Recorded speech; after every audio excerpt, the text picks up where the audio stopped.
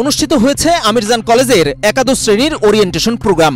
সোমবার 15 সেপ্টেম্বর প্রতিষ্ঠানটির 2 নম্বর ভবনের অডিটোরিয়ামে এই প্রোগ্রাম অনুষ্ঠিত হয়। আমিরজান কলেজের অধ্যক্ষ প্রফেসর ডক্টর মোহাম্মদ আতাউর রহমানের সভাপতিত্বে অনুষ্ঠানে প্রধান অতিথি হিসেবে উপস্থিত ছিলেন ঢাকা মাধ্যমিক ও উচ্চ মাধ্যমিক শিক্ষা বোর্ডের পরীক্ষা নিয়ন্ত্রক professor S M. Kamal Uddin Haider. Mobile ফোনের কুফল তুলে ধরে পরীক্ষা নিয়ন্ত্রক বলেন, একটি ছেলে ও মেয়েকে ধ্বংস করার পেছনে মোবাইল ফোন দায়ী। মোবাইল ফোন প্রত্যেক শিক্ষার্থীকে পড়ালেখায় পিছিয়ে দেয়, তাই উচিত বান্ডেল থাকলে প্রতি সেনমানিতে টাকা বাঁচবে। বিকাশ সেনমানি বান্ডেল কিনে জিতুন প্রতি লেনদেনে। তাই উচিত শিক্ষা প্রতিষ্ঠানে আসার পূর্বে মোবাইল ফোন বন্ধ রাখা। এই মোবাইল ফোনটা হচ্ছে একটি ছেলে বা একটি মেয়ের জীবন ধ্বংস করার মূল জিনিস, একদম মূল জিনিস। তোমরা যখন কলেজে ঢুকবে সুইচ অফ করে দিবে, আর যখন কলেজ থেকে বের হয়ে যাবে তখন আবার সুইচটা অন করবে। যতক্ষণ তোমরা এই প্রতিষ্ঠানে থাকবে আমার মনে হয় যে এই ফোনটা থেকে দূরে থাকবে, তাহলে দেখবে তোমাদের সারা বছর খুব বেশি লোড দিতে হবে না। প্রত্যেক দিন তোমাদের স্যাররা তোমাদেরকে যা পড়ায় যদি তোমরা সেটি মাথায় নিতে পারো, তাহলে দেখবা তোমরা যে পরীক্ষার সময় দৌড়াদৌড়ি করা পারছি না, এটা আর হবে না। নতুন পরিবেশে নিজেকে মানিয়ে নেওয়া থেকে শুরু করে মানসিক অবস্থা ও প্রতিষ্ঠানের পারিপার্শ্বিক বিষয়ে সচেতন করতেই আমিরজান কলেজ শিক্ষার্থীদের জন্য এই প্রোগ্রামের আয়োজন করেছে।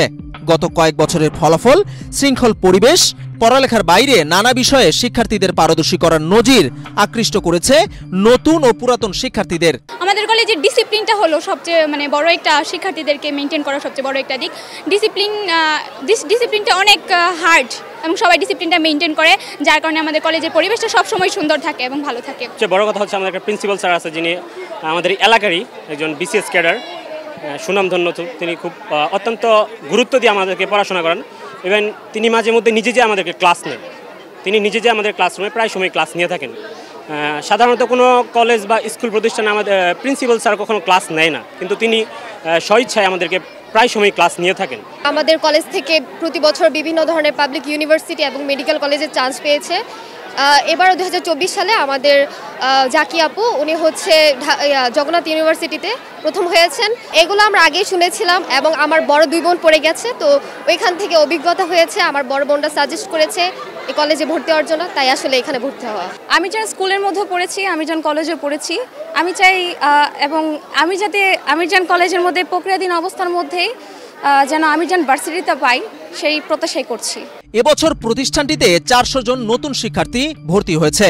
প্রতিষ্ঠানটির অধ্যক্ষের প্রত্যাশা, আমিরজান কলেজ হবে দেশ সেরা শিক্ষা প্রতিষ্ঠান। যারা এখানে আমাদের যারা ভর্তি হয় তারা কিন্তু মোটামুটি একটু প্রান্তিক জনগোষ্ঠীর, নদীর ওই পূর্ব পারে গ্রামীণ এনভায়রনমেন্ট থেকে আসা, কিন্তু তারা ভালো করছে। আমি আমিরজান কলেজকে একটি মডেল প্রতিষ্ঠান হিসেবে প্রতিষ্ঠা করতে চাই। আমি তো দীর্ঘদিন সরকারি প্রতিষ্ঠানে চাকরি করেছি।